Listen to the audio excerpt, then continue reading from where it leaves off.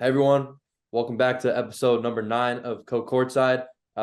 Today I have the pleasure of being here with one of the more respected and talented storytellers in all of sports.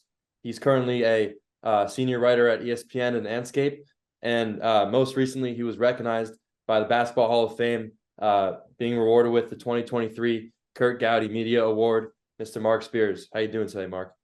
Good, brother. How are you, man? I'm good. It's start of the new year, but obviously, like I said, season's in full swing. So I really appreciate you for coming and doing this today. But I'll get right into it. Obviously, I mentioned you just got the Curt Gowdy Media Award 2023. I mean, that must be an insane feeling, right? Kind of just seeing all the Yeah. work you put in, and now you can say you're a Hall of Famer. Yeah, no, it's still real surreal to me. Um, Especially when, you know, I went there and well, actually my mom got to go and see my name first. And she sent me a picture of her next to the Curt Gowdy, like list of names for print and television. And that's when it like really sunk in, like, wow, like I'm in a really storied place. And it happened during my 25th season of covering the NBA. And, I also covered college basketball even before I covered NBA, which is part of it as well. I covered University of Arkansas, University of Louisville, University of Kentucky, and also Cal State Northridge college basketball. So, just having covered some of the legendary coaches on college and pro level, legendary players. But the thing is, like the thing that I think helped me get this honor is the ability, like you said, to storytell and to get behind the curtain with people like, Kevin Durant to Carmelo Anthony to Earl Lloyd, the first Black player in NBA history, um, to Larry Bird to Magic Johnson, right? And I still, it's been really, I don't know if I've really had a chance to just sit down and kind of put it all in perspective, how Yeah. special it is. But I did. My father has ALS, and it's been really, really, a nightmare for my family to deal with. And please, everybody, prayers up to my father. But he wasn't able to go to the ceremony, but he was able to watch it on television, and I was able to bring the ring, like my Hall of Fame ring, to the house and put it in his hand and let him see Spears on the side of it.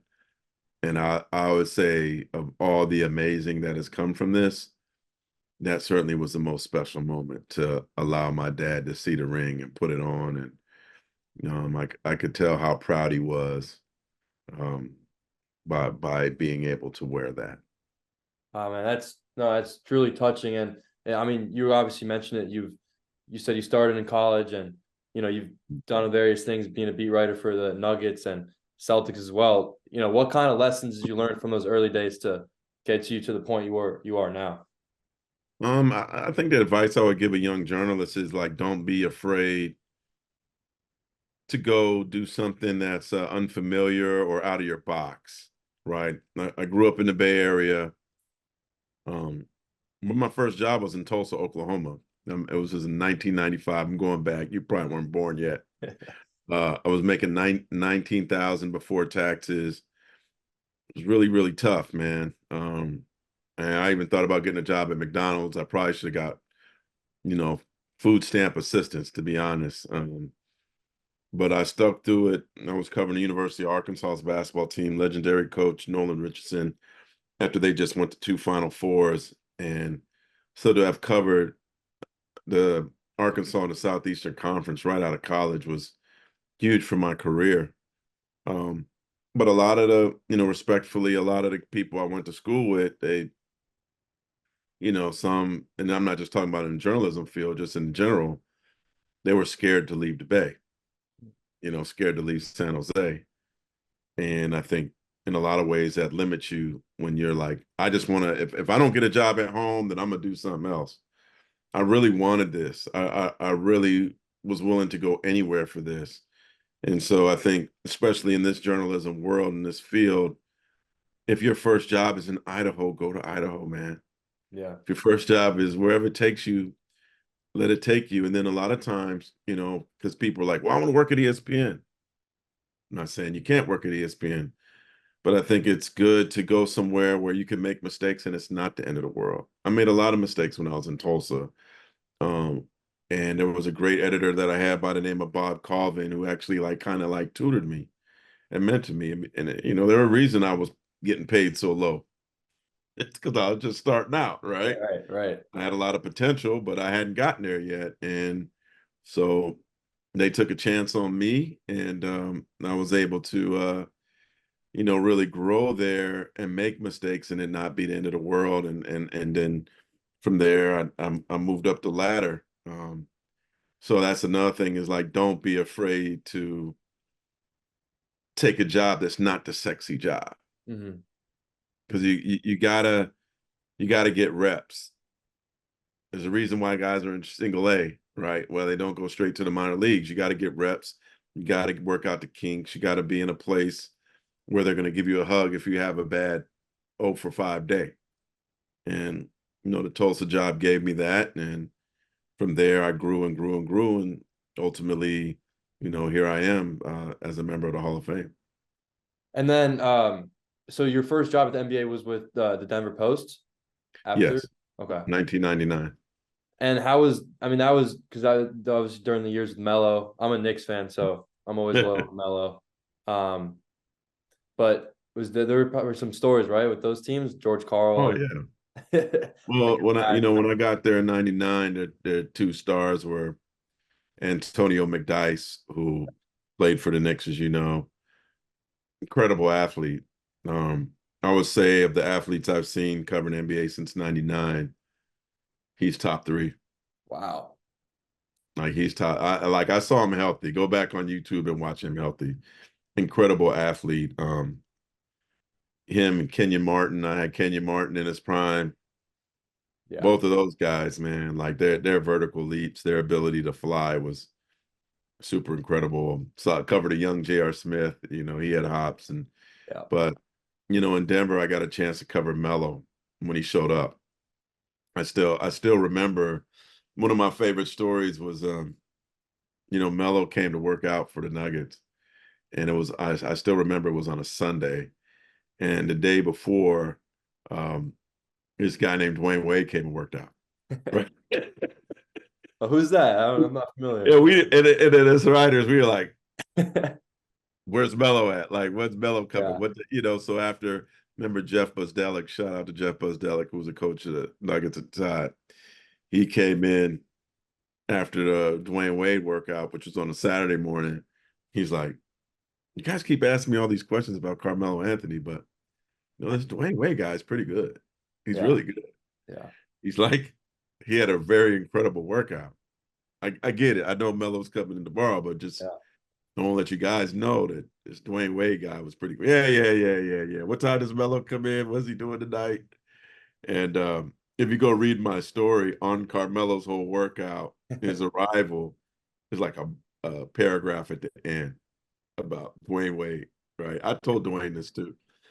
And Jeff Buzdelic used to work for the Heat. So I'm guessing, not that Dwayne didn't go work out for the Heat and they didn't see it themselves, but I'm sure he gave him a glowing report too. But I remember Melo was certainly very, very disappointed about not going to the Pistons at 2. I don't know if you want to hear all this. I'm just telling you. No, I'm all for it. I love hearing this stuff. Go for it. And then so Melo comes in and he wasn't in a great shape and he didn't have a great workout. And so Kiki Vanderway goes to dinner with Melo and Calvin Andrews, who was Melo's agent at the time. And he tells Calvin, he's like, man, I don't care how Melo worked out today. We're drafting. I'm just letting you know we're drafting. So, and I hope that the Nuggets and Melo get on the same page finally. I talked to Josh Kroenke about it, and I think they're ready to bring Melo back into the fold. And it's okay to have 2 retired number 15 jerseys. I was just gonna say that because because obviously you got Jokic wearing it now, but you could have. I mean, I think there's another team. I forgot what team that has 2 retired jerseys at the same number, right? I don't know why they gave Joker that number in the first place. They shouldn't have. Just same way that Durant's numbers shouldn't Yeah. have been given up in Yeah. OKC, but that's a story for another day.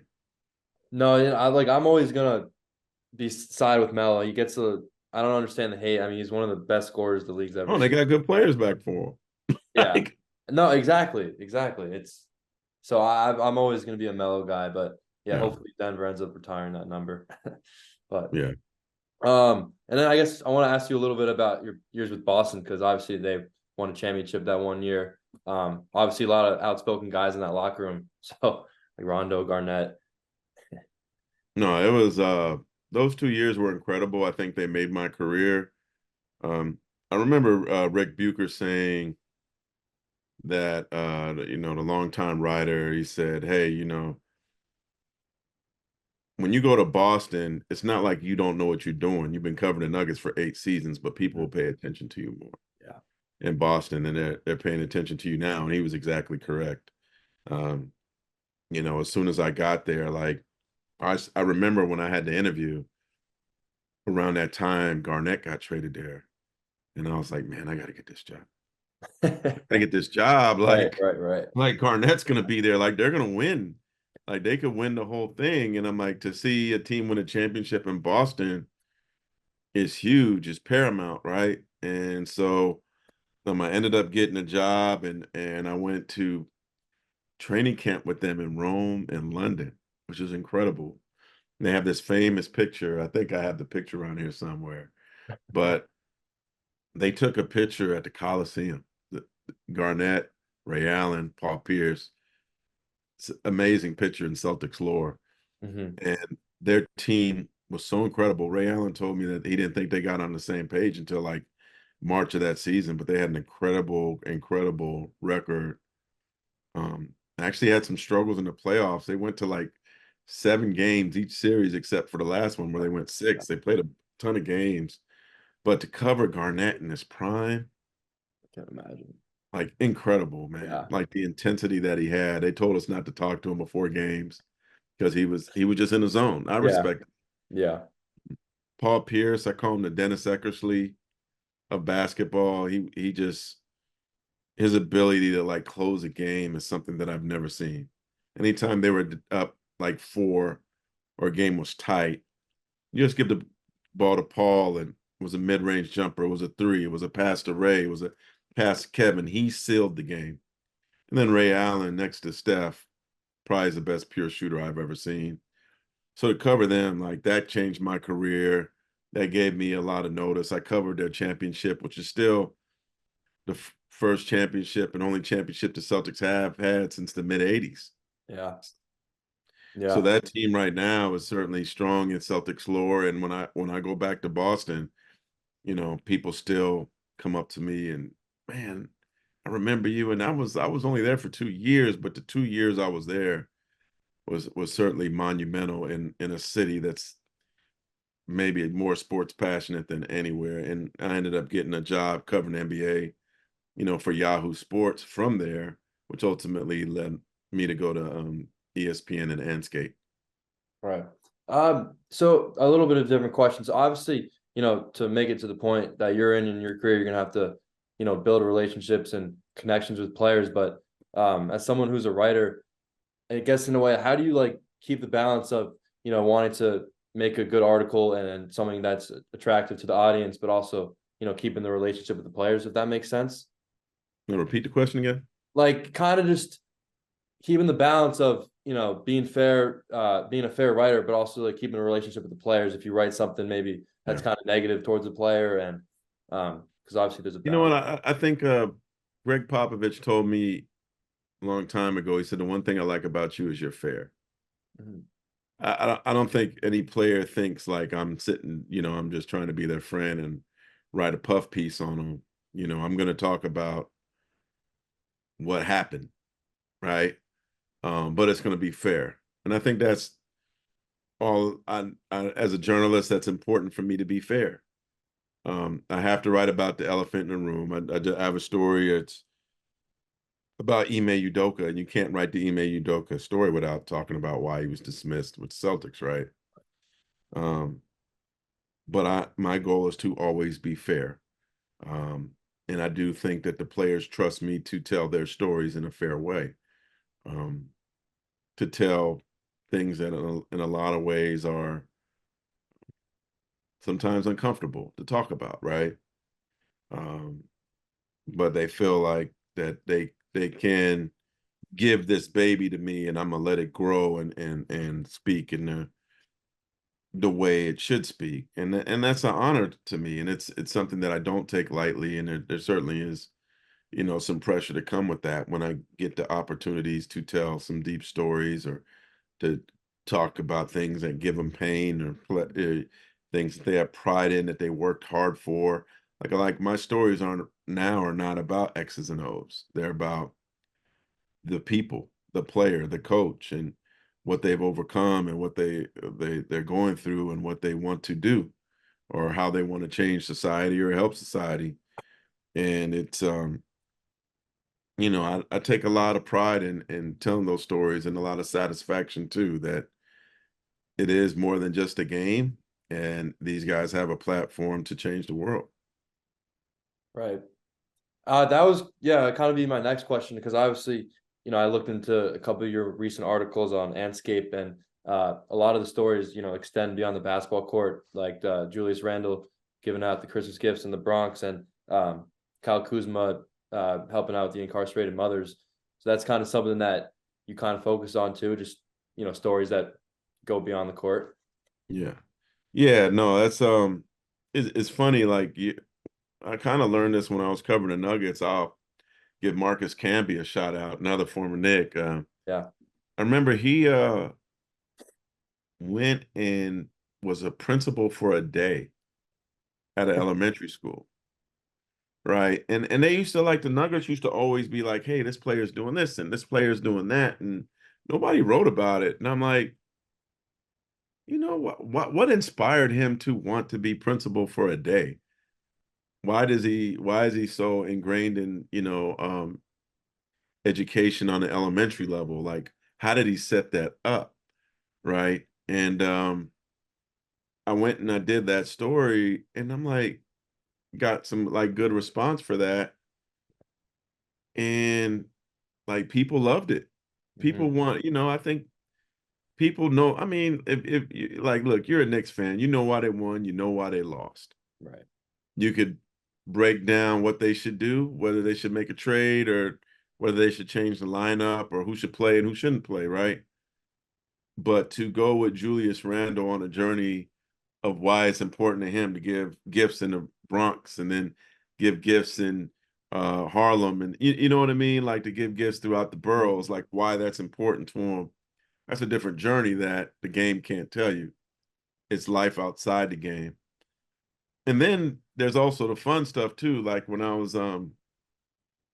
got the job at Yahoo, they had an editor there by the name of Johnny Ludden, and he told me, which kind of like resonated with me. He's like, "Hey, you wrote this story on Rajon Rondo about how he likes to roller skate," and he said, they aggregated that story, like kind of rewrote it and put it on their site, and it did like really, really well. And he was like, "Yeah, I like to see more stories like that. Like you get unique access to players." So, there are some stories that have depth and to it, like going with CJ McCollum to a juvenile detention center in New Orleans. That was like tough to see and hard to write. I have those stories, but then there's other stories that are like, fun, like or odd, like writing about how his teammate Brandon Ingram is a big fan of do-rags and how he had over 100 do-rags and where he gets them from. Hmm. Hmm. Yeah, no, Right. Just like yeah, yeah. odd stories like that, like things that are, off the beaten path and things that are different and like, huh? That's what he likes to do. That's cool, man. Like I didn't know that. Like Yeah, yeah. No, so it's I was gonna say, like, I call them like stories I think like my yeah. mom would like to hear. Like that's a good story. Like Yeah, yeah, but she's not watching the game, but she cares about those kind of stories. yeah. No, it's kind of, at least like my generation, on social media now, you're seeing the team accounts like doing more interactive stuff with the players, because I think the fans like to see like the human side of the players. not just, Yeah. seeing the box score and, what they did in the game. Yeah. I mean, like if you think about with all the stories in the bubble, you can't say that one of the top 5 stories wasn't Jimmy Butler's coffee, Yeah, no, right? Like that he was selling coffee in the yeah, bubble and big yeah, face coffee. Like yeah, people are like, wow, that's cool. You know what I mean? Like yeah, people like off the beaten path, interesting, deep stories about these players. They want to know more about them as people, what makes them tick, and where they came from, and what inspires them. And so, I never like just the story I wrote this week about RJ Barrett going back to Toronto and how like one of the things people are taking from the stories is he likes this restaurant called Osmos that sells great shawarma, right? Like, yeah, yeah, they take that, right? That's what's interesting. and Yeah, it's like, yeah, man, I mean, Osmos is good, but they got better places. But the he'll debate probably end up starts getting an after the Osmos restaurant. deal over it. But it's like people like Yeah, read about, no, it's in the way they gravitate towards that. yeah. Yeah, 100%. Um, and then another question is, how is the adjusting to, obviously the days writing for a newspaper to now everything we're in the world of social media, Mhm. um, like online articles. Was that adjustment at first in a way difficult? It's funny. I credit my like cousins who got me on Twitter or X now, right? Like my Heck, cousin English.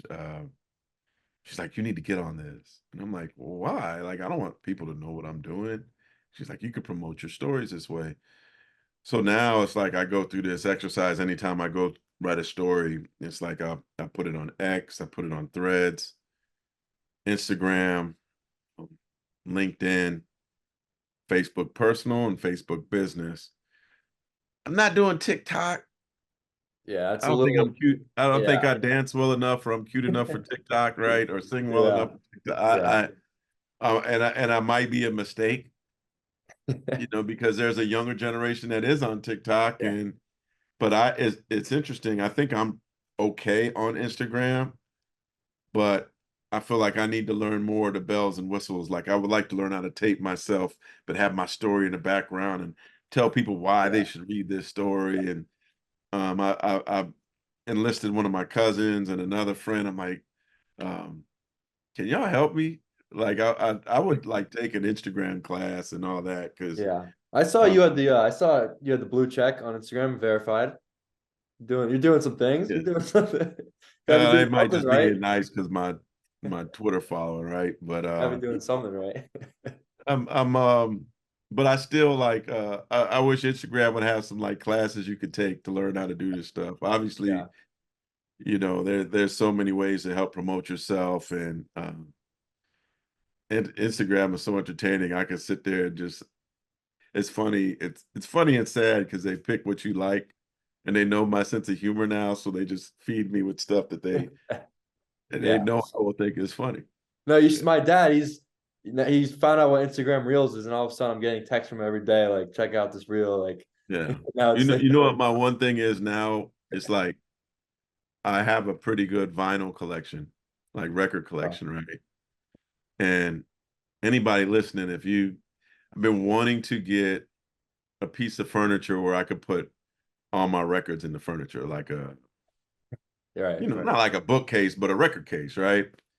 And I swear that every fifth or sixth Instagram post I got now, hey, here's this record vinyl furniture you should look at, like, Crazy. It's insane. It's like in a because way since creepy. I've searched Yeah, like yeah, a piece of furniture like this, now everybody's trying to sell yeah, me something. yeah. Even I think it's like But it even works sometimes. yeah, yeah. It No, works sometimes. I'm a wine guy and I bought this I haven't used it yet, but I bought this contraption where you could put this might be too much information. You put the wine in and then it's in a decanter and then after you drink it, if you have some wine extra, you push this button and it like smashes down the air yeah, all the way down to where the wine level is.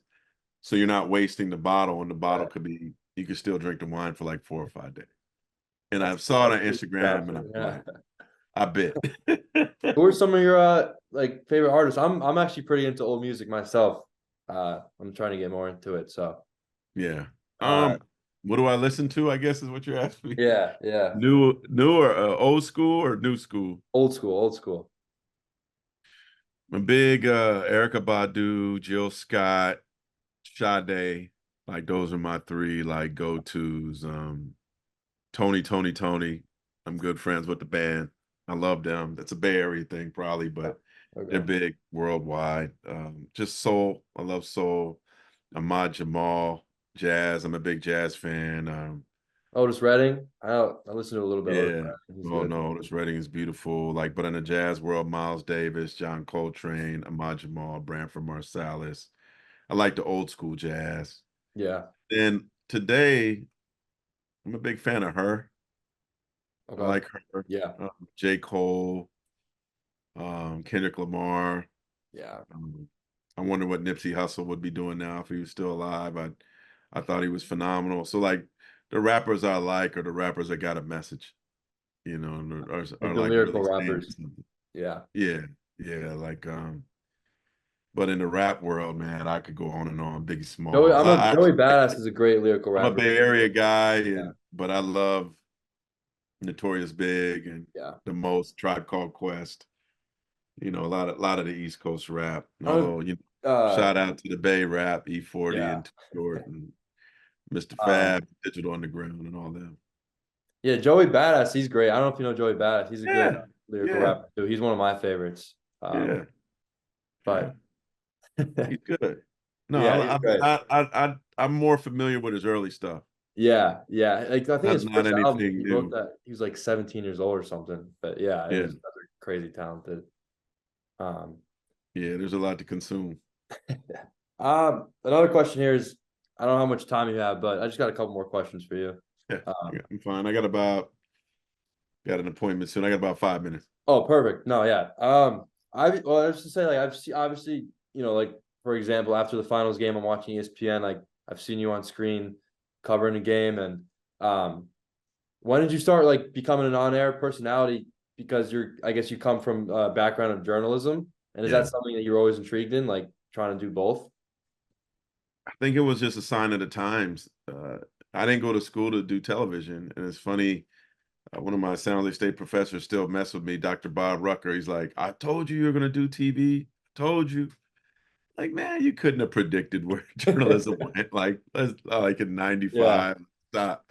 But he swears, and actually, when I worked in Tulsa, Oklahoma, there was a TV station there that was trying to get me to leave writing to be a full-time sports reporter. I thought about it for a second and I was like, no.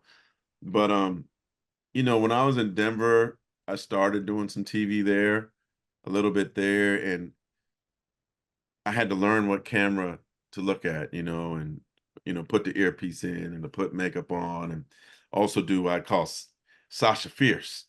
You got to pick up your energy, like because I'm Yeah. I'm a laid Yeah. back guy, so I got to Yeah. like push and pick up my Right. energy.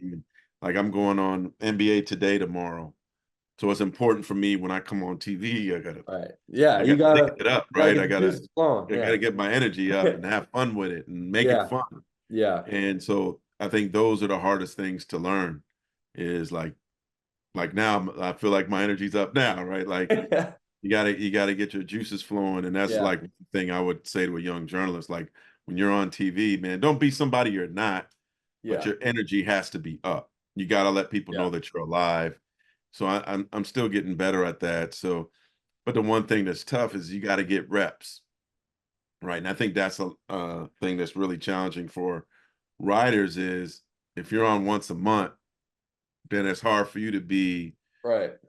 like it's like being a pinch hitter, right? I mean, how great are you expected to be if you're not getting that many swings, right? I Yeah. mean, so Yeah. more at bats you get, the better you are. And so, but now, I'm on periodically. And when I come on, I think the key for me is like, especially in the finals, when I get to go on like Scott Van Pelt and all that, is like tell people something they don't know. Yeah. They just watched the game. They just saw the game. They know the game. They know what happened. But go in the locker room and tell them how this player was almost in tears after the game. Or this player was so excited, man, that, you know, he was drinking champagne with them holding them upside down. Like I'm trying to give them some insight in the background and emotion and that you don't know from just watching the game. And so I think that's something when I do get the opportunity to go on Scott Van Pelt that he likes is that I'm going to give him something different. Yeah. And Yeah. and because that's I think one of the things as a journalist we always got to remember is we get a chance to get to the locker room. We get a chance to go into the press conference. We get a chance to walk down the hall with them. We get a chance to see who's back there, right? Yeah. So we got to take advantage of our eyes and what we see. You always keep your eyes open and watch and pay attention. And so that's always kind of my goal is to use my journalism skills, my eyes, my intuition to the best of my ability to give it back to the viewer and make them feel like, I always say this to David Aldridge when he was at ESPN in the early 90s. I always felt like anytime he came on, I turned up the volume because I knew that he was going to tell me something I didn't know. Mm. And I hope that people feel the same way about me when they see me on TV. It's great advice. No, and last fun question. I don't want to keep you long here. Is what's the most entertaining final series you've covered? Ooh.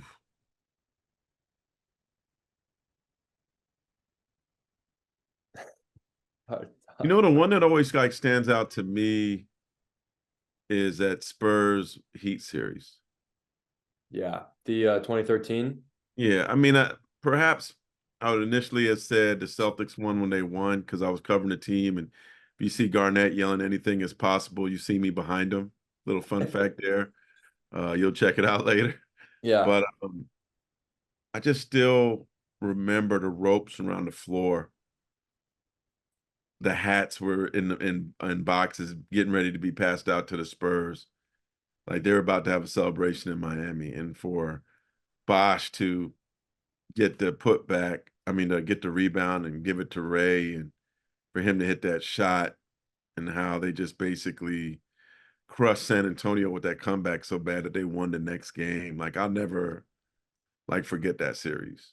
Yeah. Also that game 7 when the Cavs won at Golden State. Yeah. I'll never forget that. Yeah. Like that was like an incredible game 7. That was in a balance for both teams in the fourth quarter, right? But no, I would have to say the way that the Heat and Ray Allen saved that series, like that game always just stands out to me when I think about finals. And I was there when the Pistons beat the Lakers. That was pretty incredible. And the Raptors, So surprising. many. Yeah, Yeah. but seeing like the rope around the floor so the Spurs can celebrate, and that those ropes being taken away and those hats being taken away. I think another one is Celtics Lakers game 7 2010. Yeah. I'm standing in the tunnel and with 2 minutes left, it could go either way in a game 7. And I saw these people with boxes with Celtics championship stuff standing in. And then when about 30, 45 seconds left, when it became apparent that the Lakers were going to win, somebody yelled, let's go, let's get out of here. And all these people, you're privy to behind the scenes stuff because of your dad, right? So you know what I'm talking about. All these people turn around and start running away with these boxes of Celtics championship hat. And now somebody in Mali or Chad is wearing these hats Yeah. now. Right? Yeah. 2010.